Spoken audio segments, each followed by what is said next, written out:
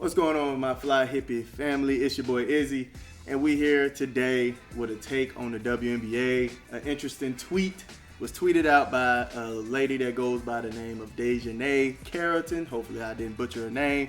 Plays for the Connecticut Suns. Yeah, tweet is kind of interesting. We're going to dive into it and dissect it and everything that's going on. Look at some of the takes on First Take by Stephen A. and the guys and the ladies. Like the content, like the video, subscribe to the channel. Let's get right into it. Oh yeah, leave your comments in the comment section. Let's have a great discussion about it, man. Let's get it. Over the fever, Caitlyn's impact on the league has also made news daily.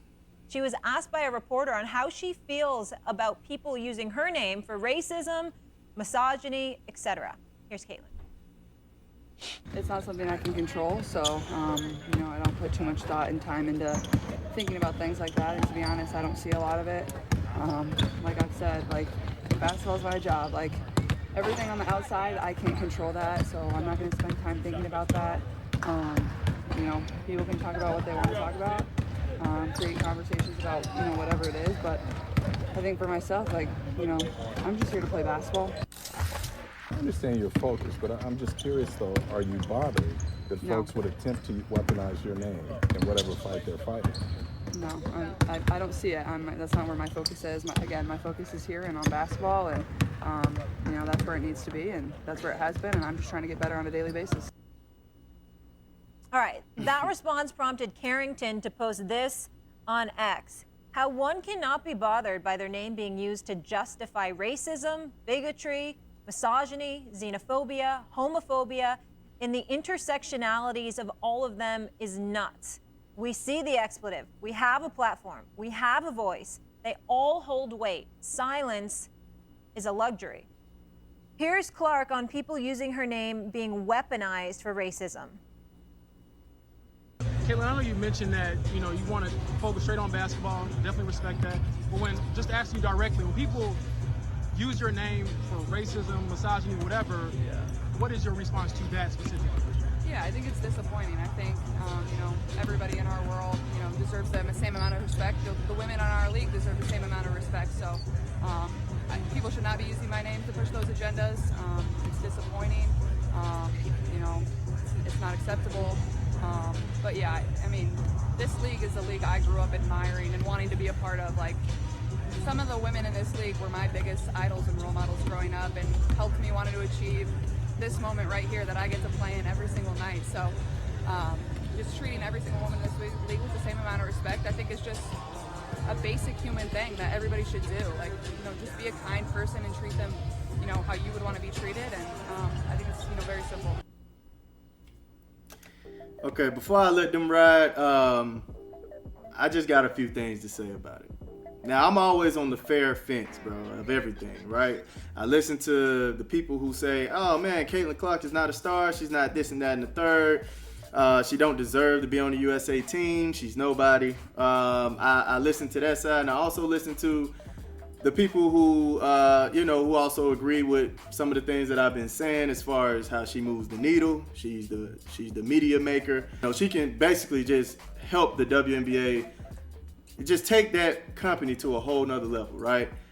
I listen to both sides, man. Playing it down the middle right here, that tweet was very contradicting. So this is why I say it's contradicting. I'm black. I understand how important it is for equality. I know what history has done to my people, to my culture, how it put us in a disadvantage to this day. I know how important it is to let the rest of our generations know what we've been through. They won't be blinded by some of the lies that are painted in schools and stuff like that. We talking sports, so I ain't gonna get too deep on it. In the same breath, we don't even care about ourselves. We still mobbing on each other, sliding on each other, scamming each other. We treat each other like a zoo. It's a lot of things I see that show that we're not together as one, right? Even when you look at the blackface clothing lines and all that stuff, all these clothing lines blackfaced us, these food companies, all this other stuff, you see all that, and we still can't even boycott that to the fullest. It was still a lot of people buying the Gucci, buying all that Prada stuff. People were still buying that stuff even after they blackfaced us. Now going back to Caitlyn Clark, man. 1 minute, she's nobody. Next minute, she's the highest person that need to be talking about social injustice. So it's kind of like, I feel like they only want to give her the props or give her the spotlight when it matters for them. Why do they feel like she owe an explanation for that? The girl clearly said her mind is on basketball. That's her focus. Don't that sound familiar? Don't that sound like what the USA team been saying? All the people that's behind the organization, all the people that's speaking on how Caitlyn Clark shouldn't be on that team are saying what? We are about the goal. We are about winning. We are focused on basketball. We don't want the outside distractions. We don't want all that. That's what they're saying, right? But now you come out and say, how can you not be bothered by the distractions that your name is being used for racism and all this other stuff?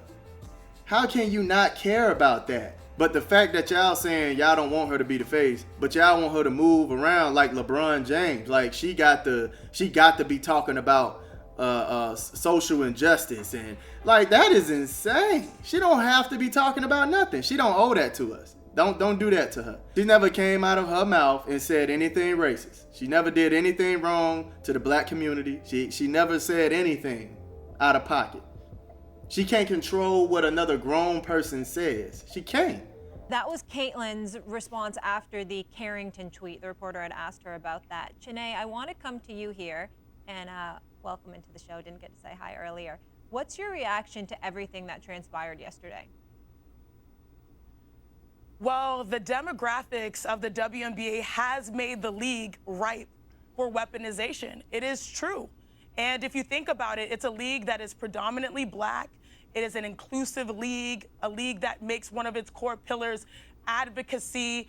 It's a women's league, so you throw gender in there. There have been so many preconceived notions about the WNBA that has, speaking truthfully, held the league back, even though we know what the league actually is. It's the best collective of women's basketball players in the world. And I do think that the narratives have been playing fast and loose with this influx of fans. And I do understand that Caitlyn Clark, she can't control all of the conversation, but she does have power in directing the conversation. And I think that's why she had to sort of iterate the actuality, and that she stands against some of that negative talk. And I'm glad she said that because it's important.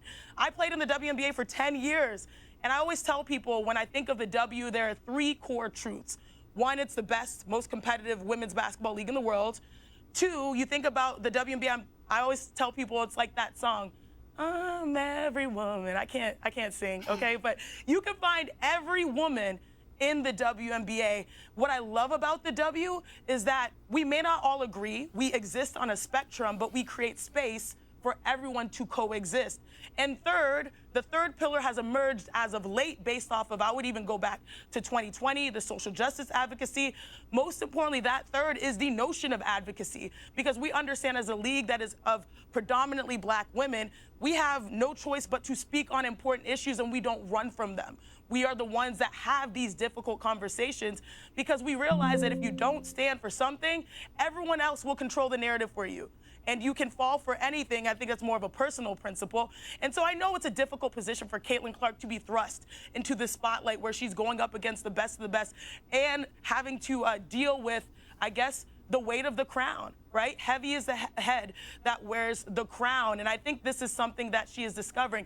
As much as you want to focus on basketball, a lot of the focus has not been that. And so asking where you stand on this, it's important to clarify because you want to make sure you set the narrative for yourself. Okay. So this is going back to where I said contradicting yourself. So you can identify that she has the power to guide the conversation about racism, but you can't acknowledge the power that she has to make the business better. Y'all can't say that y'all are focused on basketball and focused on playing the game right, the integrity of the game, but then turn around and say that she can't be focused on basketball. Why can't she just put her head down and focus on basketball? Since y'all don't want to pay attention to the numbers, y'all don't want to pay attention to what we're saying. Oh, it's because she wears the crown is what you said. She wears the crown, but she's not the face, right? Which I never said she the face. I understand that. Once again, I will repeat that. She's not the face of the league. Did Michael Jordan ever speak out on social injustice? But we out here all rocking his shoes. If I'm wrong, put it in the comments. I mean, I like to have the discussion. Did he ever speak out on social injustice? Did Larry Bird even speak out on it back when it was hella racist with him and Magic? Did he ever speak on it? Well, that's one way to look at it, and I think that's an accurate way to look at it. And a deep way to look at it, and I applaud Janae for saying what she said. I just think that when we use the word racism, let's understand something here. Carrington just bring up racism. She brought up bigotry. She brought up misogyny. She brought up, intersectionalities. She brought up all of these different things. And why is that important? Because the society that we live in, of course, xenophobia, homophobia, she brought all of that up. Why is it important to point that out? Because what has transpired, yes, Caitlyn Clark is the name of the day to use, but there's a broader issue here that can't be escaped, and that is this. She is a white young lady, and she's been a magnet in a way that has benefited the league in ways that others have not, even though their efforts have been worthy and deserving of being as celebrated, if not even more celebrated. And it's a reminder that no matter how far we believe that we have advanced as a society, there's still such a long way to go, because in the end, if you're white, you're bright, you're right, and as a result, the shine comes your way in the eyes of a lot of people in America. Let's transition. Very uncomfortable to touch on, but just factually correct. You have somebody that's a presidential candidate. What is his claim to fame? Make America great again. What have people interpreted that to mean? Make America white again. These are the things that critics have said. He has his supporters spanning the tens of millions. There are others on the other side having tens of millions of the supporters on their side. What has that led to? A divide. It is not a divide that is created. It is a divide that's illuminated because it's highlighting and showing that it's been in existence all along. It hasn't gone anywhere. As we travel for the NBA Finals, and Shanae is here with yours truly and Kendrick Perkins and Brian Windhorst and stuff like that. Yeah, in the city of Dallas, we're chilling, this metropolis, and, we're having a good time. Go to some of the outskirts of Texas. Go to some of the outskirts of Florida. Go to some of the outskirts of various places throughout this country, and you see places that ain't trying to hear all of that. It was the way that it was, and we ain't trying to change it for anybody. We holding on to this, whatever that it may be.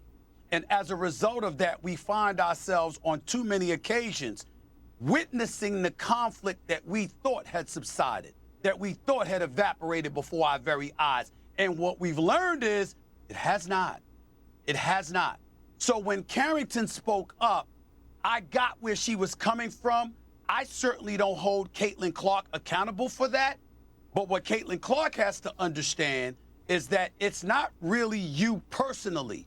It's you, the figure. It's you, the prop per se, that is being utilized to address a bigger point.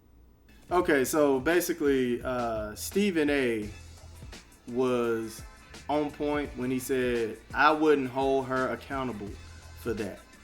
That he had this long soliloquy. If y'all not going to acknowledge how powerful she is for the positive stuff that can happen for the WNBA, don't maximize or don't put the spotlight on how big she is when it can come to negativity. Ladies and gentlemen, this has nothing to do with race. You're looking like a hypocrite, man. That's all I'm saying. She said how she felt the first time. That's how she felt. She wanted to keep her head on the game. Now y'all want to make her play the political game and make her come back out and say something else. Nah, man, nah. She said what she said. She don't owe that to us. I stated I love my people, but nah, this is wrong, man. This is wrong. I'm sorry. Y'all let me know how y'all feel. Put it in the comments. Let's have a great discussion about it. Make sure you go to that flyhippieapparel.com and copy some of this merch. I love y'all, man. Y'all take care of yourselves. Twos.